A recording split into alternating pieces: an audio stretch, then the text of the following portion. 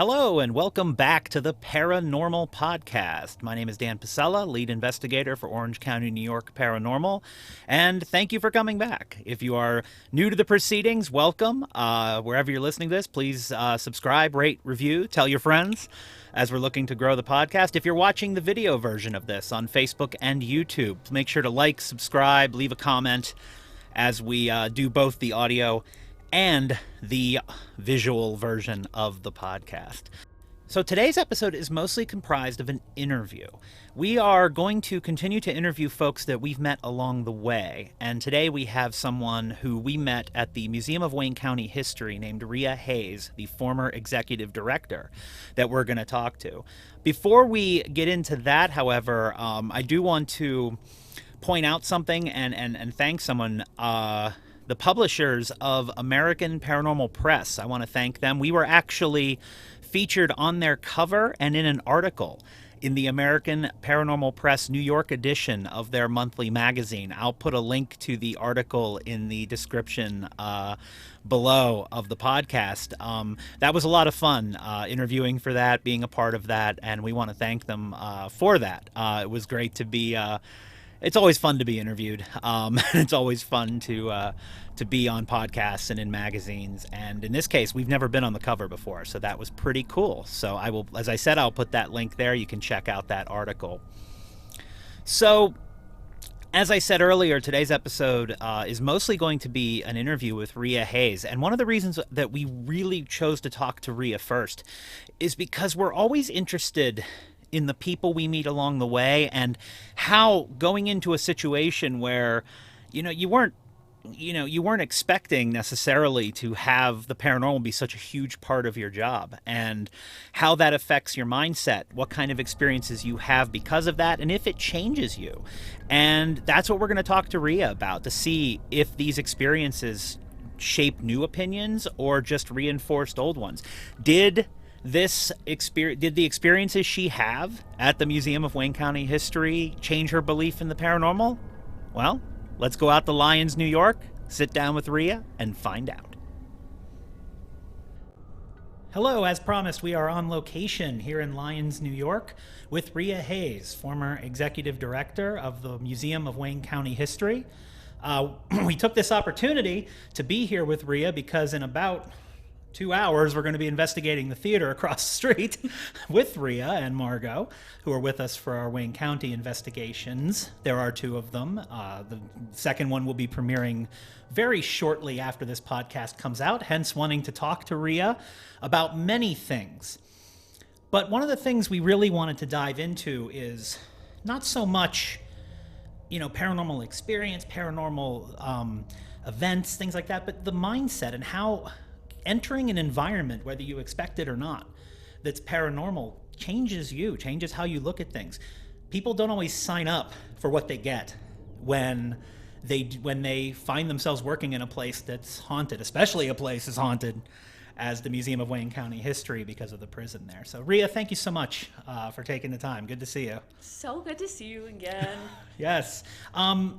Can you tell just a basic background, what you're doing, what got you here, and what you're up to now? Yeah, absolutely. So my background is kind of across the board. It's a lot of different things. I started in TV, and then I went and worked at the Museum of Wayne County History as the director there for a little bit, and then now I'm doing a little bit of everything. I started my own business, and I make websites and do social media for various small businesses, clients, entrepreneurs. And I'm kind of a bit of a communication specialist for my job. Well, executive assistant, I suppose. It's all right. I have a degree in communications. Nothing. It's all good. It's such a wide range of things. It's a lot. But well, good. Yeah, just to give the folks an idea of where you came from, and you may have, if you've watched our videos or if you've seen the Wayne County video, you've seen Rhea and Margot in those videos before. So my question is, before you got to the Museum of Wayne County History, did you believe in paranormal? Definitely. Absolutely. Through experiences, through stories, through just that feeling, Yeah, absolutely. So you comfortable sharing any of the experiences you had before you got there? Oh, man. Yeah. Well, For me, the most notable thing I would say was when I was a kid. I actually had an experience in my own house. I haven't had anything like this happen again since it did. Single digits, maybe 8. I am an only child, but I really wanted to have bunk beds for whatever reason that was. I don't know. But I remember vividly sitting on the top bunk in my room. It was super late, maybe 2 a.m., and couldn't tell you what I was doing, but I do remember hearing boots walking down my hallway, like right outside of my door, and just stopping in front of my door. The weird thing about it is that I'm on the second floor of my house, and there's stairs. And you know, growing up in the same house, you know how those stairs sound. You also can tell who is walking up those stairs at a certain point. And the stairs started at the top 2, as if like just started in the middle, but more like at the So top. not from the bottom. Correct. There's like 14 steps, and this was like 2, 1 on the floor, and then to my room. And it just stopped there. And I remember sitting there, and I was so still, and I was so quiet, because I was like, there's an intruder. But then I was like, but did they just land? Like, I don't really know what's going on in my little brain. Yeah, that, obviously nothing was there when I did get up the courage to check. But yeah, that's my first encounter. How long did that take to get up the courage to check? Like 45 minutes. How old were you? Like 8. 45 minutes at 8 is pretty good. Well, thank you. I'd be sitting there for hours at 8 years old. Yeah. No, that's 45. That's pretty good. It's a lot of talking to. So did that ever happen again? No. No idea as to what it was, or wow. But that was the first one that comes to mind that vividly remember. Yes. So you went in. Did you know the museum had a history of paranormal? Yes. Okay, so you knew. Yeah. So going in, you knew. That's Didn't good. know the extent. Didn't know the extent of it. And also going into it, I didn't know the history as much as I ended up finding out. But I knew a little bit. So you've had the experience, you knew it was there. What was your first paranormal experience in the museum? And how long did it take to happen? Gosh. I feel like the first ones that I kind of started because this started kind of slow, gradually. I didn't really have like a groundbreaking, earth-shattering, first time experience, whatever. I remember the footsteps. That's what I like most notably can call to is and as you know, walking around the first floor of that place is just like creaky and every which way you step, you can't really walk around quiet. We're in downtown Lyons, so there might be a fire. I think there's a fire. Oh God. We power through it. We power through it. But yeah, the footsteps were definitely the. Now, where were these footsteps? So from where I was sitting in my office, I would say probably in the room right across the hall, I would hear it. I would hear it walking from over in the gift shop area, sheriff's office. I mean, first floor. First floor? I did actually hear footsteps upstairs, but it wasn't as frequent. Upstairs was never as active. No. At least in our talking to you and our time there, we caught a few things here and there, but the upstairs you'd think would be more though, given how many artifacts there are from the past. Well, and that's what I was kind of thinking too, is like the experiences are primarily due to the energies on the artifacts that are up there. So we talked about the first thing being the footsteps. Yeah. Did anything ever happen that startled you? Startled is, I don't know if that's the word I would use, but it's the most notable one. It's my favorite story to tell. So the way that my office was set up, if you can imagine, an 1854 building is really hard to heat in the winter. So what we did is we had a curtain that would be at the door of our office, and that's when you'd have the heaters on. It'd contain it to the one room, right? Makes sense. So I remember having it being closed. I was the only one there, and like I knew it, and I just saw poking, like a clear finger poke into the curtain from the other side. Now, I knew I was alone, but you never know. But I didn't hear anybody come up. And I mean, I confirmed afterwards I was the only one there. But, there was just poking. And it wasn't like a draft situation, because that would move it a little bit differently. This was a very clear thing. Yeah, wind definitely has its own way of moving things around. Yeah. So, you've established that the first floor is where most everything happened to you. Was there any part of the property you felt uncomfortable in? So, I don't know that I would say most notably one place over another. For the most part, being there, I didn't feel uncomfortable. I felt pretty, fine. I didn't really feel... There has been a couple of times, and I can't really point it out one way or another, but where I would just feel uncomfortable. And it's I spent a lot of time there alone, a lot of time by myself, and late as well. And for the most part, it was totally fine, because I'm the type that I'm the real world's scarier than the paranormal world, at least to me, at least where I'm from. But there were, I'd say, maybe two handfuls of times in the whole time that I was there that I felt uncomfortable, and it wasn't in a specific place. It was just everywhere, and it was it's time to go.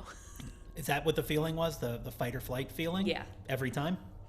Every time that I would feel that, but it wasn't very often. It was every now and again. I would say definitely in the Halloween time frame for sure. But for one reason or another, it's always most active in October. And by the way, I should point out that in October, one of the fundraising things that the museum did was sort of like a haunted house thing, not about the inmates or anything, not disrespecting anybody who was there, but just sort of, it's a very dark, concrete-y place, and it's a perfect place to do a thing for children and a thing for people to go through. So that's what she means by that. In case you hadn't been up here to see that. And I've seen those decorations, because those decorations are stored in some places that I've walked into while investigating and have startled me. And it seemed to also be that area of time, the fall area of time, and I don't really know why, but I can say, though, that, there's that October 27th occurrence. Yep. Can you explain what that is? Oh, yes. So there was an inmate named Robert Redder. He was in for attempted murder, actually, of his wife, and wasn't a good shot, so that's where he lived. And he stayed there for a little while, and the plan was he was going to, at trial, they decided, guilty, they were going to move him to Auburn, which had, at the time, I don't know if it does now, but at the time, big prison, main prison in the area. He didn't want to do that, and it was only 7 years, which is a long time, but not that long. But he didn't want to do that, and so he convinced the guards at the prison here, the jail, that he had a wound that needed dressing. And so they would bring him a couple times a day carbolic acid and dressing. And he stockpiled the acid and then drank it in his cell. We don't know which cell. We've tried to find out. Now, the October 27th date, why is that something that rings a bell? Well, that's the day. Yeah. But you also discovered him. Well, thanks for reminding me. So I was there for 2 years. Under me, did the Halloween. We called it the Haunted Jail. We turned the whole thing into this walk-through haunted house. It takes us 3-4 days that we get to set it all up. And it's really just Margot, my friend Garrett, and I doing it. And we started the process, and this was in 2021. And Garrett and I were the only two there. And what we actually did, and I did this pretty frequently. The building's in town here, and it's not the greatest of areas. It's not awful, but a little sketchy. So whenever we would work late, we would lock the door. I mean, obviously, lock the door. As Garrett and I were working throughout the night, odd things would happen.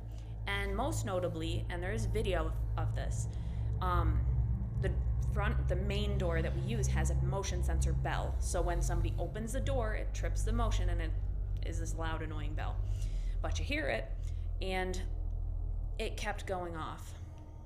And over and over and over and over. Like it was just going as if the door was held open and somebody was just walking in and out, but we locked the door. We literally took a video of the door and the bell just going and going, and we weren't messing with that room. Garrett was in the south cell block and I was in the hallway where the stairs are. No explanation for that. I also have a video from that night as well. In the south cell block, there's decorations galore, and what we had was this pole with a bunch of chains hanging over it because we were like props. And there's no air, like blowing wind, whatever, no draft. And all of the chains are still, except for one that's just swinging back and forth. But all the other ones are still, so didn't find out until this October that those videos were taken on October 27th. The same day that he Yes. drank the acid. Now, you discovered this very recently. We were actually scheduled to do an event there at the museum, and 3 days before the event, Rhea reached out to us and said, hey, I just discovered something. So we actually started asking, so paranormal investigators have not even really had a chance to investigate this yet because there's really only been one investigation since. And spoiler alert, for that investigation, we really didn't find anything. The location had some notable prisoners. William Fee, for example, the only person ever legally executed in Wayne County. Rhea has taught me to say legally on that. You never know. So this is purely speculative, but I'm just asking your opinion on this. Is William Fee there? I think so. I don't think he is as present as it's made out to be. I think there is some energy from that. I think a lot of it has to do with how it happened and like the circumstances, like guilty or not guilty. He was also hung right in the prison, just to clarify. And having that there is because we do have the original scaffold. And so having that piece of very relevant history right there, right next to the spot, I do think that there is some energy. But what I will say from my own opinion is that he left when he was moments before he hung. He did not take blame, but he also said, I don't hold that against anyone for making these decisions. I don't remember the exact quote. That quote does exist and is known. But he basically says, like, I have no hard feelings towards the sheriff, no hard feelings towards, the people that started this whole thing and blamed, pointed fingers, whatever. He didn't die with malice and anger. So that's why I don't think he is as loud as and I'm paraphrasing, and correct me if I'm wrong. You think whatever energy is there is more from the event of him being hung than the actual spirit himself? Yes. Okay, that's actually, having investigated the location and been there, I believe Emily and I are probably inclined to agree. Yeah. Just based off the evidence we've found. Other investigators may have found other things. Yeah. Now, I know for a fact that you had a very interesting experience that would lead you to believe that the sheriff is still there. Could you explain that experience? Because this is one of my favorite stories about another group. This happened after a different investigation. Because Rhea cheated on us. No, it's the museum actually during Rhea's time there was probably one of the most investigated locations because it's an amazing location. So Rhea took part in a lot of that. I'm going to ask a little bit about that later, but you do have one experience with the spirit of the sheriff. Now, the sheriff's family lived in the basement, and the prisoners were upstairs, and the sheriff's wife would cook for them. A little different than today. So just so you know, so the sheriff, that was his home. And of course, the most famous sheriff, who Rhea will tell you about and her experience with, because this is a cool story. So. Yeah. So when it was in operation, it was really very unique to its kind, and their thought around that when they built it was to give these inmates, and again, this wasn't a prison, this was a jail. So for a lot of people, this was the stepping stone to where they were going, and they thought, putting them in an environment where they would see a family was going to give them, pretty good experience and pretty good, like, rub off on them type of thing, be a good influence. And so the family, like sheriff, his wife, the kids, they had bedrooms upstairs on the second floor, so the inmates didn't go upstairs. The basement, like you said, was the kitchen. They had their like living space down there, and they would really spend time there. And the sheriff's wife always cooked meals for them every day. And then the inmates lived on the first floor in the back in the jail, and the front was the sheriff's office, deputy's office, and 2 front parlors, because it's a county building, so it has to have a meeting area. So my experience was going to be, oh gosh, I nearly forgot about this one, and this still, at the same token, still lives with me. Like you just mentioned it, and I'm like, oh my gosh, yes. The most notable sheriff is I'm going to get the statistic wrong because I can't quite remember, but one of the longest running sheriffs in Wayne County. And Sheriff Collins, oh my gosh, you can tell that I haven't worked there for a little bit. I'm like, I used to just have this out and ready to go. But yes, Sheriff Jerry Collins. And the connection that's really prominent there, not only was he really like notable for the county, but down the lineage, his great-granddaughter, I believe. Gosh, once again, please forgive me if I'm getting anything wrong. Like, I used to remember this off the top of my head. But she was the director there. She was in my position before me for a decade. Wow. She was very prominent in there, but there was a direct relation to Jerry Collins. So, I saw him. Yup. I had an investigation that night with a different group, another really wonderful bunch, and at the end of it, so probably like 1 a.m. or somewhere around then, I was standing in the gift shop and talking with them, and now most of the lights were off, but some we had turned on, whatever. And I want to say there was some light coming from a different room behind me, but it wasn't impacting that room. But anyways, I was talking to 2 people. They were right in front of me, and we were all going, having the full conversation. So I was looking left, I was looking right, talking, looking left, looking right, whatever. One time in that conversation, I looked left, and over that person's shoulder, I saw a very clear, crystal clear as day silhouette. So I didn't see really any facial features. I didn't see much detail, but I saw a perfect silhouette in the sense that I saw it, and I looked away, realized in that moment, double take, I look, not there anymore.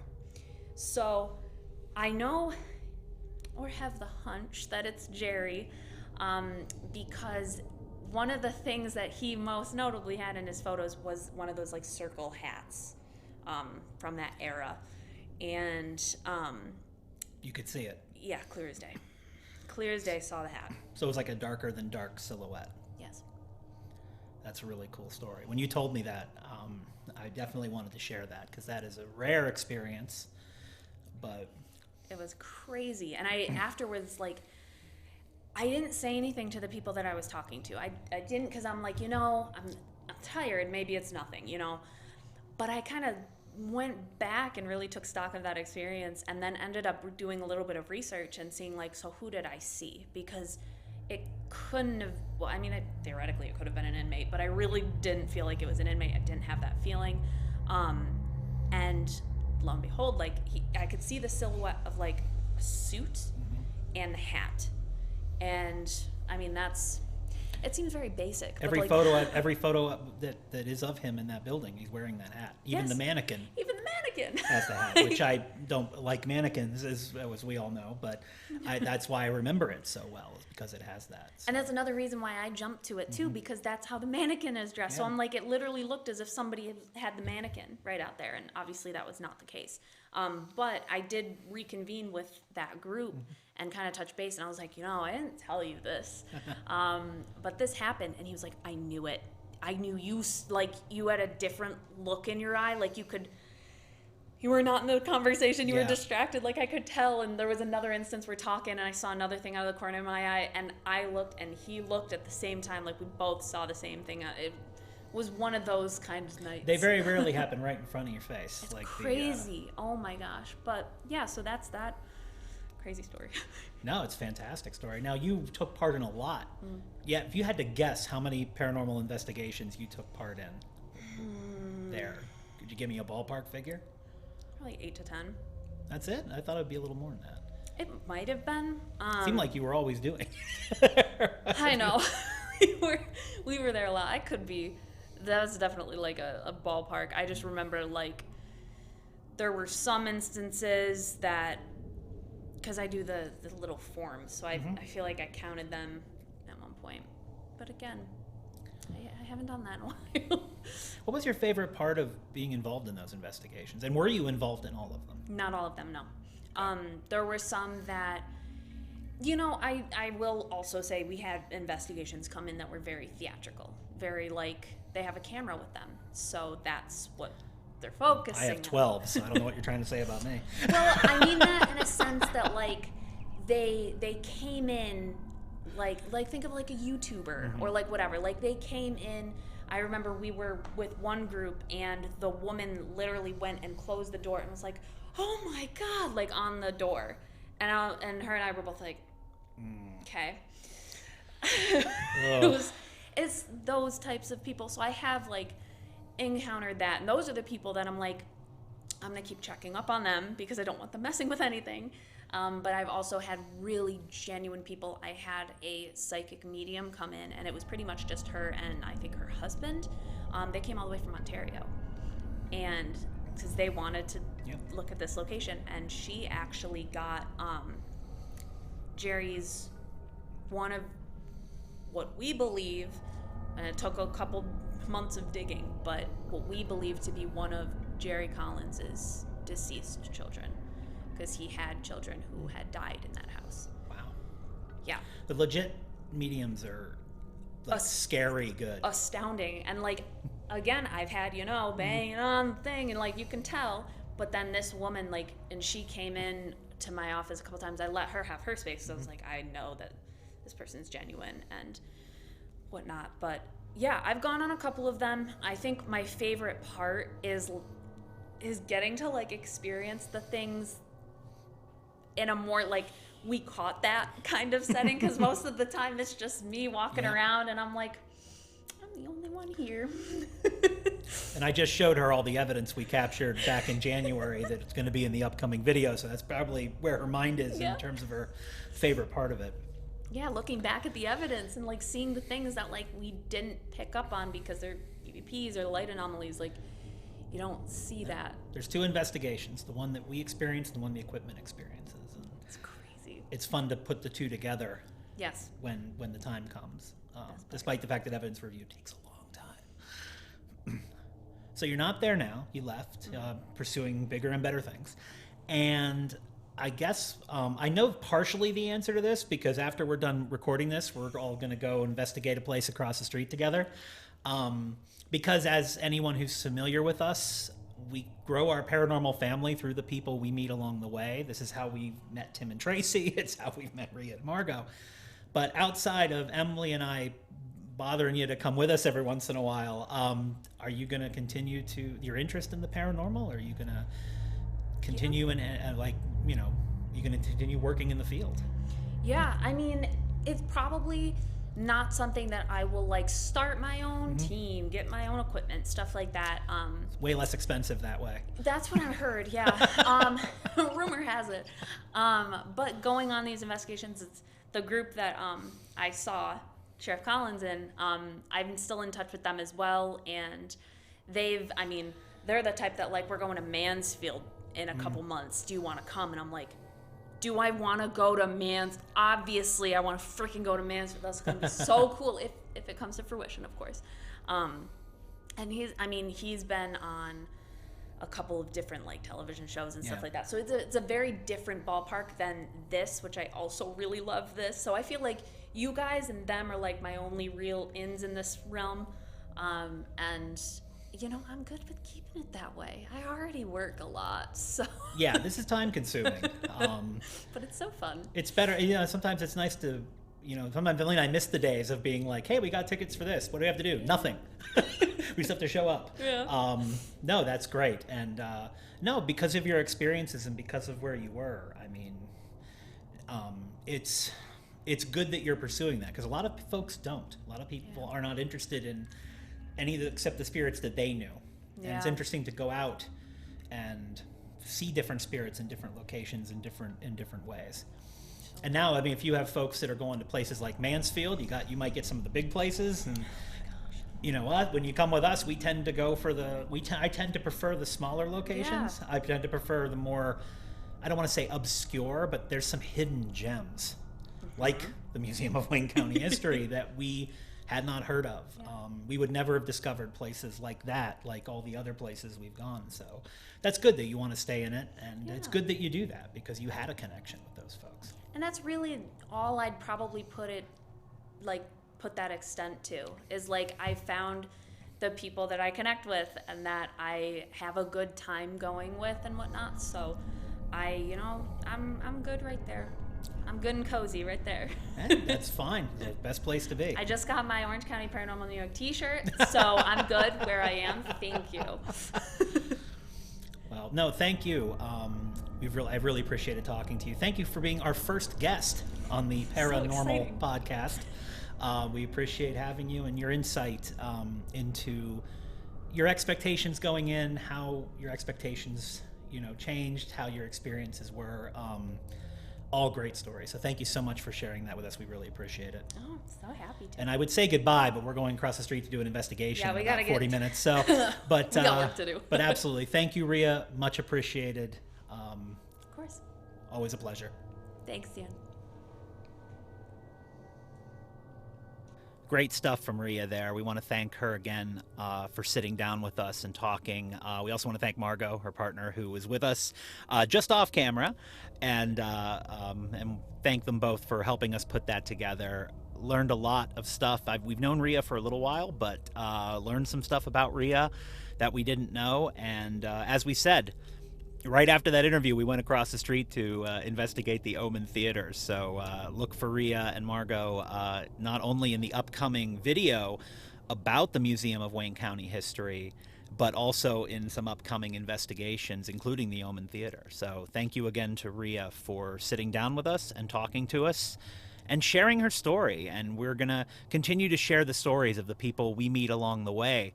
And, when you talk to Rhea and you talk to folks very similar situations to her, it just goes to show you, you don't know exactly what to expect when you walk into a new job or a new location. And over time and through repeating and being in a place over and over again, even the paranormal can become, as it did for Rhea and so many others, your new normal. Take care, everybody. Thanks for tuning in, and we'll see you next time.